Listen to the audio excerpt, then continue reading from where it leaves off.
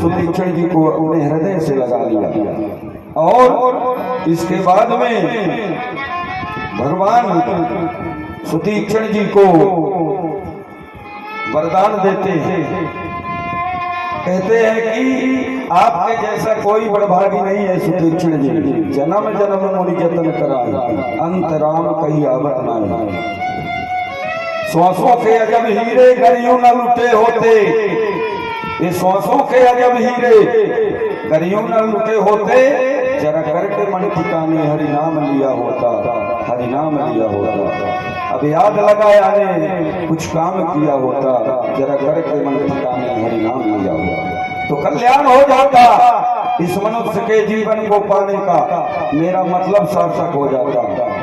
आज भगवान जो है तो सुतीक्षण जी को अविरल भक्ति का वरदान देते हैं और कहते हैं अविरल भक्ति विरति में ज्ञाना,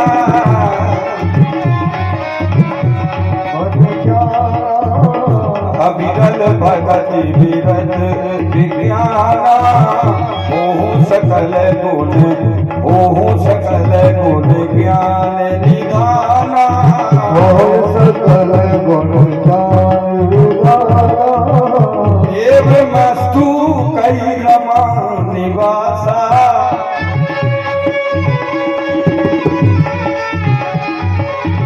हरसि चले कुंभजी ऋषि पासा। अरे बहुत दिवस गुरु दर्शन पाए, बहुत दिवस गुरु दर्शन पाए, भैया मोही आश्रम आए, भैया मोही आश्रम बोले श्यावर रामचंद्र भगवान की। और इस तरह से पंथ में रास्ते में अनेक प्रकार की कहानियां बताते हैं भगवान को। ऋषिगण सर्वंग मुनि सुतीक्षण जी भगवान के साथ में चल रहे हैं। अगस्त जी के आश्रम में पधारते हैं भगवान, जो राम दरस की लालसा लिए कई वर्षों से इंतजार कर रहे थे और सुतीक्षण जी ने से गुरु दक्षिणा में मांगा था कि अगर तू मेरा पक्का शिष्य है तो भगवान के दर्शन करा दे मेरे को, तब मैं मानूंगा कि तू मेरा पक्का शिष्य है।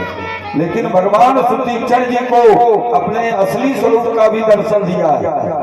जब अगस्त ऋषि के आश्रम पर पधारते हैं तो भगवान को सुतीक्षण जी कहते हैं कि आप अपने आत्मिक स्वरूप का इनको दर्शन दीजिए।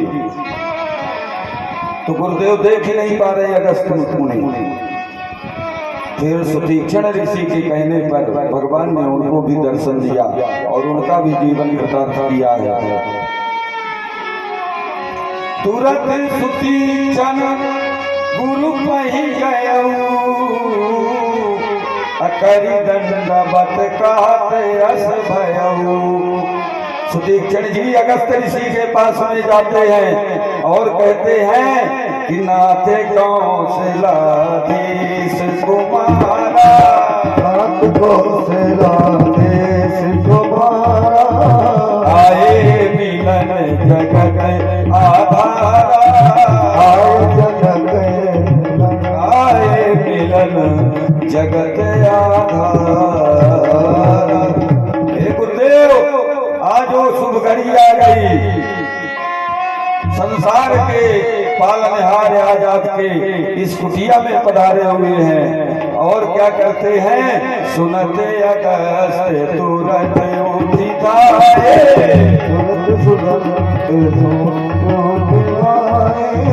हरि लोक लोचन जल जाए,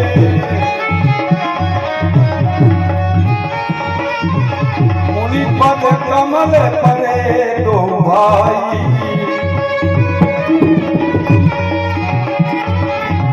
ऋषि अति प्रीत लिए उरलाई।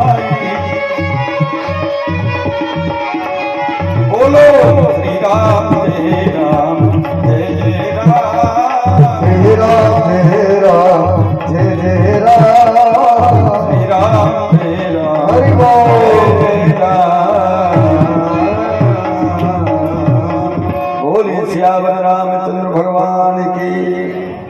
अब भगवान इतने प्रेम में देख करके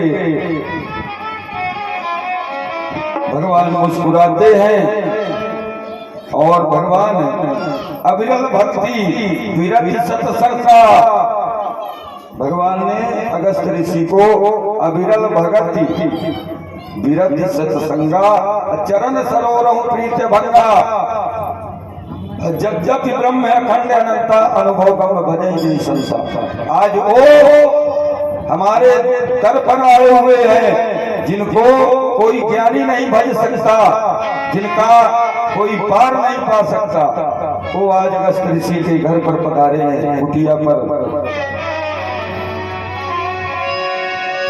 और अगस्त जी से रहने के लिए यहाँ भगवान पूछते हैं कि हे गुरुदेव अब हमको इससे आगे का मार्ग प्रशस्त करें, हमको इससे आगे वन में प्रस्थान करना है। और इस तरह से अगस्त ऋषि ने भगवान को रहने के लिए दंडकारण्य के लिए संकेत करते हैं अगस्त ऋषि कि आप दंडकारण्य में पहुंच करके वहां की धरती को पावन करेंगे। है दंडक प्रभु परम मनोहर, है प्रभु परम मनोहर ठाऊं, अपावन पंचवटी तेहि नाम। उसका नाम पंचवटी है जो गौतम ऋषि का तपस्थली है। गौतमी नदी के नाम से गोदावरी जानी जाती है, गुप्त गोदावरी जो वहां पर है। उद्गम स्थल हम घूम करके आए हैं, 760 सीढ़ियों को चढ़ करके ऊपर जाना पड़ता, ब्रह्मगिरी नामक पर्वत पर। ये त्र्यंबकेश्वर नासिक में पास में पड़ता है, नासिक जहाँ कुंभ लगता है 12 वर्ष में, महाकुंभ। हर 12 वर्ष में हमारे भारत वर्ष में 4 जगह कुंभ लगते हैं। नासिक वो क्षेत्र है, ब्रह्मगिरी भगवान भोलेनाथ की जटाएं हैं, जहाँ के ऊपर गंगा प्रकट होती है। उन कुंडों का मैं जल लाया हूँ, ये शरीर जा चुका है उस स्थान पर। वहां पर चढ़ना बहुत मुश्किल है, लेकिन माँ गंगा की कृपा हुई तो जो वहां तक पहुंच गए उनका दर्शन। वहां जाने के बाद इतने बादल हैं कि आपको कुछ दिखाई नहीं देता है, आप लगता है धुंध है, बिल्कुल धुंध, पास का भी कुछ नहीं दिखता। ऊपर पहाड़, नासिक ठंड प्रदेश है, वहाँ हमेशा वर्षा होती रहती है क्योंकि समुद्री तट है, मुंबई पास में पड़ती है। वहां से बहुत अच्छा रमणीय पंचवटी नामक स्थान के लिए भगवान को अगस्त ऋषि रहने के लिए कहते हैं कि है दंडक बन जो प्रभु, उसको चल करके पंचवटी नामक तीर्थ है वहां, उस धरती को पवित्र करें। और इस तरह से बात करूं कहा रघुकुल राया, की जय सकल मुनि परदाया। हे प्रभु कहाँ आप कुछ दिनों के लिए निवास करें और समस्त ऋषि मुनियों को अपने दर्शन का लाभ दे। इस तरह से भगवान पंचवटी पर निवास करने लगे।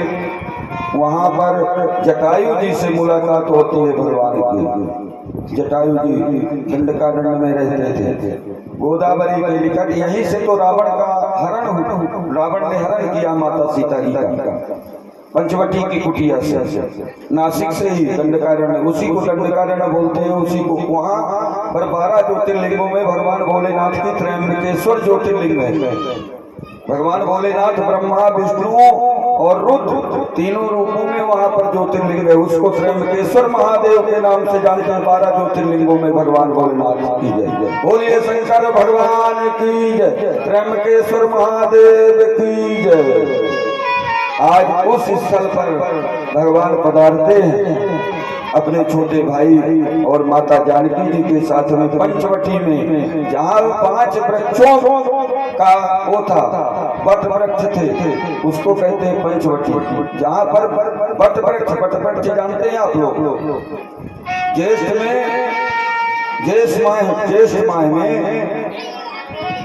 वट वृक्ष की पूजा करते हैं सौभाग्यवती स्त्रियां। वो आता है ना, आप लोग भी करते होंगे शायद गर्मी के दिनों में, हमारे यहाँ मध्य प्रदेश में है ऐसी परंपरा। पति की मंगल कामना के लिए वो व्रत किया जाता है, सौभाग्यवती स्त्रियां करती है। 5 वट वृक्षों के स्थल को ही पंचवटी कहते हैं। जहाँ 5 वट वृक्षों का समूह एकत्रित हो, वो है पंचवटी। पंचवटी में आप दर्शन करेंगे तो लगेगा कैलाश में आ गए। गंगा मैया की जय हो, गोदावरी मैया की जय हो, बोलिए गौतम ऋषि की जय हो, बोलिए अहिल्या मैया की जय हो। आज उस स्थान पर भगवान पधारे हैं और वहाँ पर जटायु जी से मुलाकात होती है, वहाँ पर सत्संग होता है, ऋषि मुनियों को सुख देते हैं भगवान। और इस तरह से वहाँ पर जटायु बताते हैं यहाँ एक बहुत बड़ा दुष्ट रहता है इस एरिया में, जो बहुत दुख दिए हुए है। यहाँ पर रावण की 2 चौकियां थी, एक तो भगवान ने बाबा वाल्मीकि जी के कुटी पर, बक्सर पर, जहाँ पर मारीच और सुबाव जिनके सेनापति थे, उनका विनाश कर दिया। एक चौकी रावण ने दंडकारण्य में लगाई थी अपनी, जिसके सेनापति अब यहाँ बहुत बड़े बड़े योद्धा थे। इसमें खरदूषण, त्रिशिरा, तीनों भाई और शूर्पणखा।